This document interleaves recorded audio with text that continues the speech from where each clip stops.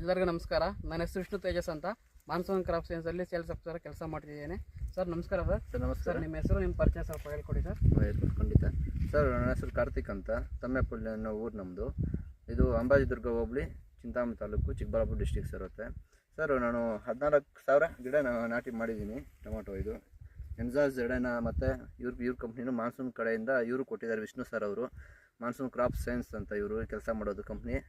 ಆ ಕಂಪ್ನಿ ಕಡೆಯಿಂದ ನನಗೂ ಟ್ರಯಲ್ ಕೊಟ್ಟರು ಮಾಡಿ ಅಂತ, ಅದು ಮಾಡಿದ್ದೀನಿ. ಅದು ಉತ್ತಮವಾಗಿ ಬೆಲೆ ಬಂದಿದೆ.